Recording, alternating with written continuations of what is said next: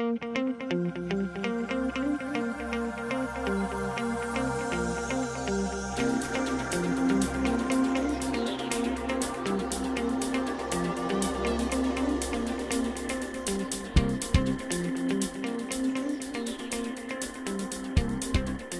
MACKINAC is brought to you by DTE Energy Foundation, ITC Holdings Corp., the Masco Corporation Foundation, PVS Chemicals, and by the Shirley and Bill Fox Fund.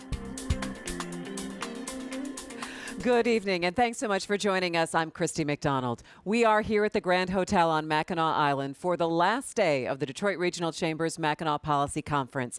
There has been a lot of conversation here on the island about topics that impact the entire state of Michigan. So coming up, the debate over how to pay for Michigan road repairs takes center stage at the conference today. Also, a recap of the important messages from this year's speakers about moving Michigan forward. Plus, what should attendees take away from this year's conference? We will talk about where we go from here and kind of a fun look at the best way to get around the island. That is all coming up. But we do begin with the search for an answer to the $1.5 billion question, how do we fix Michigan's roads? I moderated a session this morning that looked at various options for repairing the crumbling roads and bridges. The panel talked about whether the answer will come from state legislatures or voters, and all agreed the time is of the essence because the roads are continuing to get worse. And that is where we begin with our contributors, Nolan Finley of the Detroit News and Stephen Henderson of the Detroit Free Press. Hey, guys. How are you? Wrapping up the Mackinac Policy Conference, huh? Last day. All right, and a big topic of conversation that wasn't just today, but has really been a thread throughout the entire week was road funding and what the solution is. Can we all live with the solution, and can we get it done soon? So I'm going to start with you, Stephen. And what are some of the conversations that you've been having? I frankly haven't heard that many. I don't think there is much of a long-term solution in the offing anytime soon. I think Nolan had a column yesterday about the plan that the Senate is going to come out with, I guess, in a few weeks. That's not a long-term solution either. I think we're going to have to deal with this in that sort of patchwork way, short-term, finding money here, finding money there, to raise this money for some time until we can get to a sort of political space where we can have some more courageous conversations about funding. Can you make the argument that we're never going to get to that political space, Nolan? Well, no, what you're seeing happening up here this week, or what you saw happen this week, was sort of a strategy emerging to really let the House stew in this all cuts plan and throw them under the bus. Everybody that took the podium called the House out. Business leaders today, the governor yesterday, calling the House out, and really they're calling it the shredding process, letting them sort of getting eaten up by this all cuts proposal, with the hope that the Senate will come back in a couple of weeks with a combination plan similar to the one that was on the table during the lame duck that was killed. I think Chase Bolger killed it in the House when he was Speaker. And they're trying to move the House toward the reality that it's going to have to be a combination of revenue and spending cuts with the emphasis on revenue. But that's a slow process. Right. And it will at least be fall before you're back to talking about a bigger picture. You're now talking about, again, losing that construction season for sure, and maybe kicking it down the road again. So we still keep grappling with the same issue of how we're going to get that revenue and how we're going to get that funding. And people at home are saying, well, in a couple of polls that we've seen, they're saying, look, we pay a little bit more. We're kind of in on this. So if you have continuing of the polls saying we would pay a little bit more, and you still have legislators are balking at that, I don't understand where the disconnect is. Well, but legislators are looking at that 4-1 defeat of Prop 1, and they're reading in that an anti-tax sentiment among the voters. It's hard to blame them. Well, what about an anti-confusing tax sentiment? Well, and that's no one that's knows the exactly point. how to decipher that. Yeah. What were they against that proposal? Or were they against the idea of revenue? it's the recall threat that they're all is. afraid of, right? If you vote for a tax increase, someone in your district could very easily say, well, use that as the leverage to get a recall started. Or Primary subject you to a challenges, primary. right? Yeah. That's what they're really got. So- That's what they really have their eyes So, on. there's that other element that people really don't want to talk about, and I think everybody's going to have to start addressing this. You saw the business leaders start to do it today, is the fact that, yeah, it was a confusing tax, but there's also a trust issue. The public still doesn't trust that this money is going to be used the way it should be used. And there's nothing you can do about that. I mean, You can start. Frankly, the best way to have prevented that from happening would have been to vote for Prop 1, which was a constitutional change, which gives the legislature far less flexibility to use that money But for it's something not else. necessarily how the legislature. The people aren't convinced the money is being spent well by the road builders. And, but you Prop know, 1 also had Exactly, and that's gotta be fixes to that. and you need to reenact those fixes gotta that were put those tie-barred in. to Prop 1 to build public confidence in any sort of tax hike. But good grief, if you're going to try to tackle a trust issue at the same time you're doing the roads, I mean, that to me is going to take a heck of a lot longer. That should have been part of Prop 1, and it was to a certain extent, but it's not the part that was most talked about. But people aren't convinced. We get emails every day. No, I get them too, That yeah. road they fixed last year is buckling Is again. back, and the yeah. Michigan Department of Transportation was the worst enemy of Proposal 1. The truth is that the long-term solution, and nobody wants to hear this, is to build the roads deeper and more solid to More begin expensive. with, and that's more expensive. Well, so you're absolutely. Not, So now the you're not funding talking is- about if a the billion and a funding half isn't dollars. there. We opted for long ago strategy of less quality, Right. more fixes, More fixes. shorter term, Yes. and I think it's biting us in the rump. You got to turn that around. But now you're not talking about $1.5 billion that you need. You're talking about $2.5 Yep. billion more dollars that you would need to build the road. Yeah, Short 1.5 term, but 1.5 they is just last to long. fix And they what we last have long. going on They right last, now. right. We That's need a bubble of cash, cash to get us through this period when we're rebuilding an infrastructure that wasn't built properly. All right, is this the number one priority, or should this be the number one priority of the legislature? Has to be. They don't really have anything else on their plates right now. DPS. Wouldn't you say would, Detroit schools rise would to be, that. But that's not even in front of the legislature yet. I mean, there's No. no bills sitting there. No. The The governor had governor's hoped still by trying now to have some right? bills They're and still can't trying to get put them. all that together. They have this on their plates now. They could do this at any time Yes. if they had the political will. Was to do enough pressure applied this week from business leaders to get that done, to have them address it in the next month? I think plenty of a pressure was applied, whether it was enough or not. I mean, these guys are They've squirming. been doing that for 4 years up here. Yeah, but they're squirming. I mean, they're looking at 2016, and if this issue is not settled, Republicans are going to be blamed for the bad roads. And you want to make That's this a good go point. away middle of 2015 and not wait to 2016, because one of the things they're worried about is there's a resolution introduced in the legislature this session to go to a graduated income tax. If that morphs into a populist petition drive in which they're saying we're going to punish the wealthy, we're going to get our road money from the rich people, that's not something either people up here or the Republican lawmakers want to see. All right. Well, it has been a dynamic week here on Mackinac Island. Inclusion, cohesion, opportunity, and innovation were the themes that dominated the conversation at this year's policy conference. Here's a look back at some of the highlights. Over the years, you'd have only a couple of city council members show at the chamber conference, the us versus them politics and attacking the business community. For the first time this year, all 9 members of the Detroit City Council are attending this conference. With 5 major infrastructure projects coming online in the city, M1 Light Rail, Matt Cullen is involved with, the new bridge, the Welcoming Center, the Illich family is doing the Red Wing Stadium, and the 5 separate neighborhoods that are being built. There's so much energy, economic development, and opportunity for training and growth. How do we include the entire city is the next real challenge. Detroit has to stop wearing the scarlet letter. I mean, if we're going to be held accountable, we wear the scarlet letter because we're held accountable for what's happening in schools, yet we don't have control. If you go to the downtown areas of most big urban areas, you see in the cultural areas, in the night spots, a lot more inclusion, a lot more diversity. And I think we would be really doing a disservice if we thought the problem was there just aren't many black people in the restaurants. I think that's a symptom, and I'm trying to get at, and a lot of other people trying to get at, what it's a symptom of. There's really great opportunities in the high school level to really start introducing kids to specific careers. And really we need to even introduce young kids, elementary school kids, to thinking about what they want to be when they grow up and give them real opportunities to see what a workplace looks like. It's not a Republican pothole. It's not a Democratic pothole. We are Michiganians. We are Americans who have to have an infrastructure that is at the foremost of what's happening in the world. Every movement has a face. Detroit is your face. A face for what? Hope. Let me say this. America needs you to win, Detroit. When was the last time Michigan was on par with the national unemployment rate? To give you a little history, when I took office, we were at 11.2%.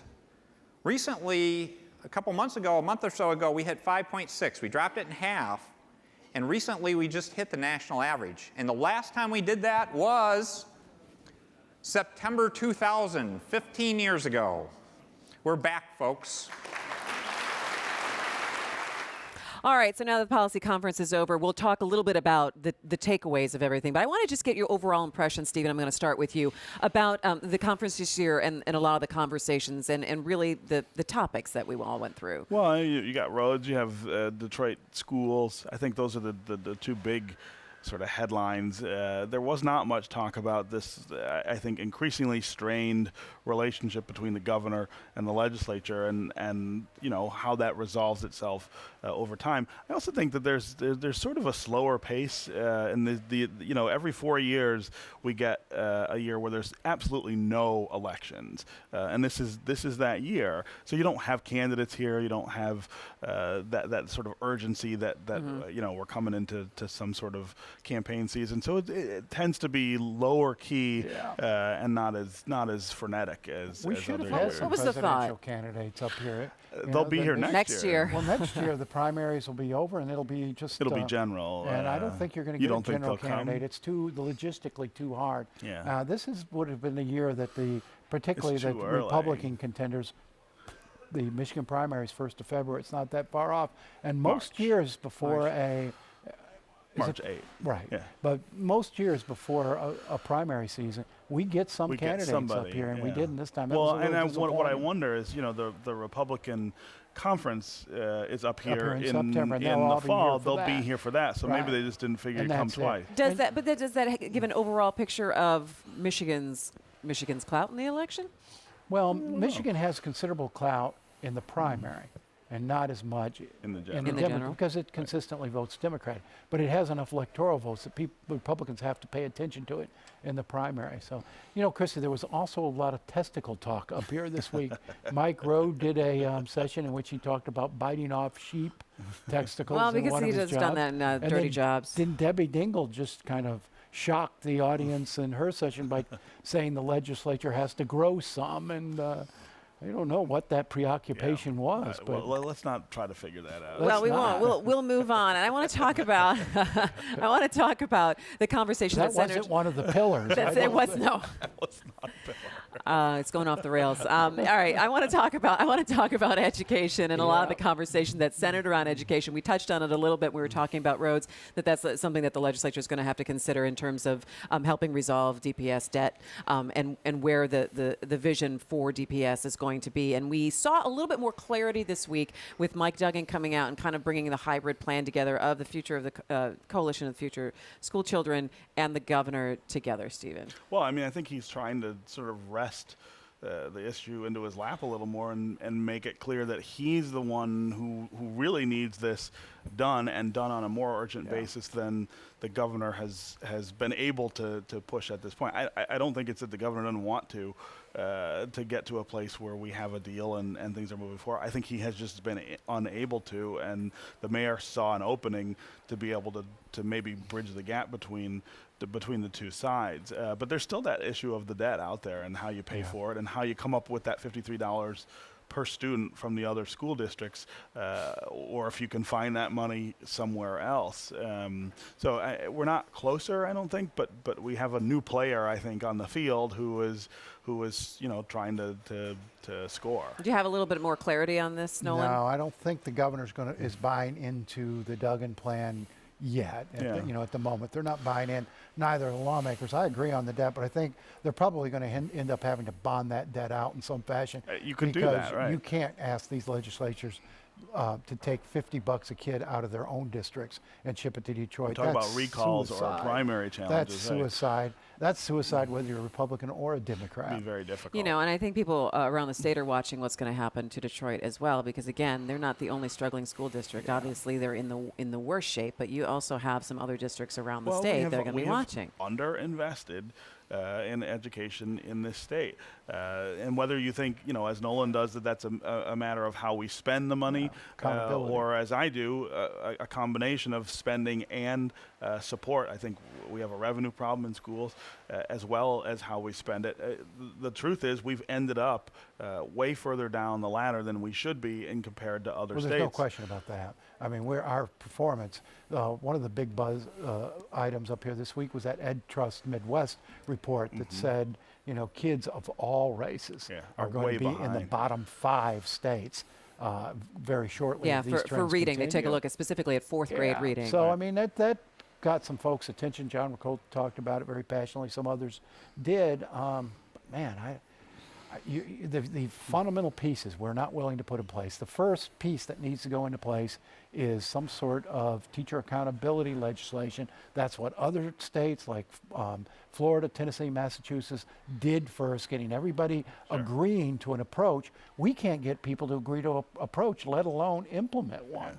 Yeah, but I do like the fact that they're finally weaving in the fact that education does affect the economy here in Michigan in terms of jobs and job training, and that was another thing. It was kind of the skills gap in the workforce here. That was another big topic of conversation up here on the island, and trying to bridge that and get more people trained for the jobs that are available right now. And also the idea that you don't need to go to college is the next step, that there are so many skilled trades that people can be trained for and have very good careers in. Right, yeah. Well, and the key to that is, of course, matching the training with jobs. The truth is we have all kinds of training available in Michigan, and maybe too much given that you've got people training for jobs that don't quite exist yet. The key is trying to sort of balance out the two sides of that equation so that when people are done training, there's work for them, and again, that it's good work, that it's good paying work, and work that gives you an opportunity to move ahead. And that continues to be a theme,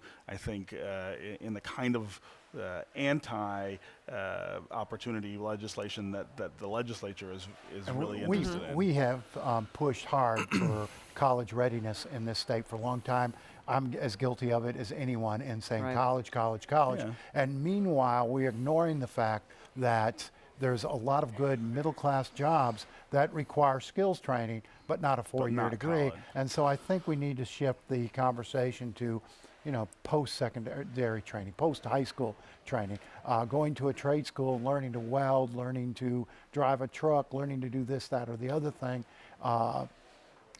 can produce an income better than some of the college graduates who are going for 4. So helping kids find what's suitable for them, I think, is where we need to sort of morph this conversation. It was good to talk about college readiness and make sure kids could do something after high school. Well, and I think now we need to help them tailor that to specific skills. Well, we always get stuck in the state all the time on making conversations about either college readiness or skills training. The don't truth make us is pick. It's both, right? And you gotta walk and chew gum at the same time. Let's talk a little bit about transportation. That wasn't a huge part of the conversation here, but I did spend a little bit of time with Michael Ford of the Regional Transit Authority, and because they're at the process now of asking people, what does mass transit look like to you in the metro area, and what would you like to see? Yeah, well, I mean, they're close. They're close to. They've gathered a lot of information. They have, I think, identified the 3 corridors in the metro area that they're going to deal with in the short term: Gratiot, Woodward and I think Michigan, or is it Grand River one? I can't remember which one. But their big task is going to be what kind of financial ask they feel comfortable putting together. See, it's all coming back to the Right. financial Well, ask. Well, and that's going to be the stuff. big topic up here next year, Yes. because next August they'll be asking voters to fund this regional And you transit think it'll authority. be August and not November? I assume it's going to be August. I mean, it's easier to get a tax passed in August than November. Yeah, but sometimes. And so, and I feel if they don't rationalize the transportation system in Metro Detroit before that vote, it's going to suffer the same fate as And Prop 1. what you mean is having just one system, Just not one three. system. The people already pay a smart tax for that suburban system, and they just increase that tax. City of Detroit pays for a city transportation department. Now you're going out there and say, we need another tax for a third system, and people are going to say, what the heck? I think you need a major consolidation before you go to the voters. And, with and you that. also made the point, Nolan, I think it was you saying that people, even if they're not going to use it, they have to see the importance of it to Yeah. be able to You've gotta make support it that real kind of to spending. them, and you've got to make a bus experience something people would actually consider. And I would allow that most people in Metro Detroit, maybe 90-some% of the people in Metro Detroit, never get on a bus. Yeah, I mean, you're working against a couple things. One is our history of terrible public transit and not, rationalizing it or funding it properly. Or good But you're regional also, cooperation to get it done. I mean, but you're also fighting against the culture here, right? People complain about traffic and complain about their cars, but they are very tied to their cars too, and so you have a lot of people who in other markets would be on public transit, even though they're middle class and could afford cars, who would not consider it here. This will change, particularly for downtown computers. That could matter. As parking becomes scarcer and more expensive. I mean, you're now paying $150 to $200 for a parking A space month, downtown a month, right? And the roads become more congested as more jobs are created downtown. I think the necessity will drive this thing. All right, let's spend the last 2 minutes that we have here talking about the city of Detroit. And really, what was the impact, you think, of Mayor Mike Duggan up here this week, Stephen? I mean, I think, again, the schools conversation sort of coming out really strongly. And he spent, I went back and looked at it again, he spent almost half his speech talking about schools, and then sort of threw in that he's turning on lights and tearing down houses in the neighborhood, which is his job. He doesn't run the schools. I mean, I think that was a surprise to people, and it was a game changer in the conversation in the sense of asserting the need, as he feels it from his constituents, for Detroiters to control their own schools. That's a voice that has not been that strong in this conversation, and as the mayor who represents all of those people, he can't be dismissed easily on that count. So I think that for him was the centerpiece. How was he taken at this conference, Well, Nolan? he was a star of the show. Last year he came up here sort of uncertain of his role. Kevin Orr was still running Detroit. We were still under emergency management, still in bankruptcy, and Mike was sort of a afterthought up here, just sort of getting his feet wet. This year he came up, everybody wanted to touch him and be around him. It was similar to the experience the governor has had over the last few years when he was the rock star up here. And now I think Mike stole a bit of that thunder, and it was his moment. What's the sense that people leave of the state of Detroit right now, Stephen? Well, I mean, I think it's a wait and see still. There are some things that are coming together. Certainly the private and nonprofit sectors are doing more than they have before in the city's core. But city government is still trying to find its footing in the post-bankruptcy world and figure out what it can actually affect and who benefits from it. People up here are very excited about Detroit, certainly more favorably talking about the city than before. You had all 9 city council members up here, I thought, really well received. So it's different, but we're still not sure. Last 20 seconds, you get the last word, Nolan. Yeah, I think there's a lot of optimism. The content of this conference was very good, and it was very focused on the future and how we exploit the opportunities and avoid perhaps some of the problems we've fallen into before. Your session this morning on racial equity, I thought was very, very valuable. So I think, people were not necessarily stuck banging our heads against problems that are insolvable. I think there's some hope. All right, Nolan Finley, Stephen Henderson. Guys, it wouldn't be a Mackinac Policy Conference without you. It's good to see you. Where's the fudge? Where is the fudge? We'll have to do That I won't eat. that Are you not won't going eat. to talk? Are you not going to say anything about our rock and bourbon party? No, that's all off the record. Off the record. of Good. the week. All right. That was a test. So now that the 2015 Policy Conference is over, what happens next? How do we turn the talk into several action fronts? I want to thank Nolan and Stephen for helping me out on that. And finally tonight, since motor vehicles are banned on Mackinac Island, there are only a few ways to get around, and the guys at Under the Radar Michigan took a closer look at one of the more popular modes of transportation. Hey, it's me again, Tom Dalton from Under the Radar, Michigan. Now, we all know that motorized vehicles are not allowed on Mackinac Island. So the best way to get around is just like riding a bike. Because it is.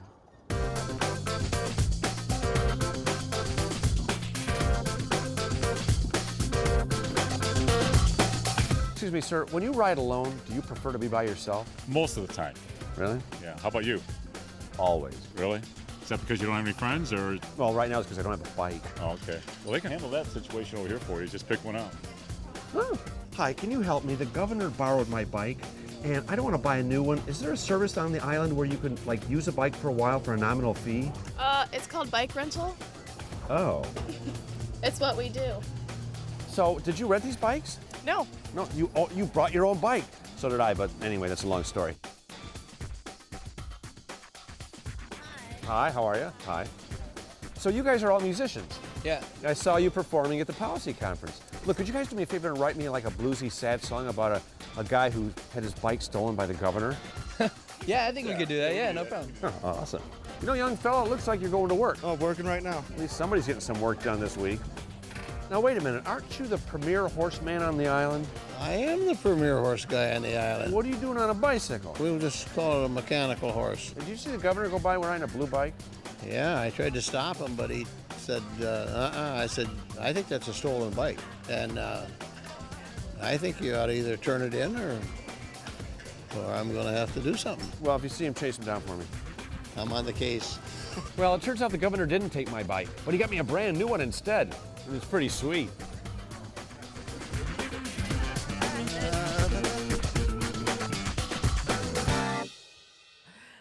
Love it. It's going to do it for our Mivote Mackinac coverage. We're glad that you joined us. We hope you'll tune into My Week next Thursday at 7:30. And you can head to myvote.org for everything on the Mackinac Policy Conference. I'm Christy McDonald. Have a great night. We'll see you next time.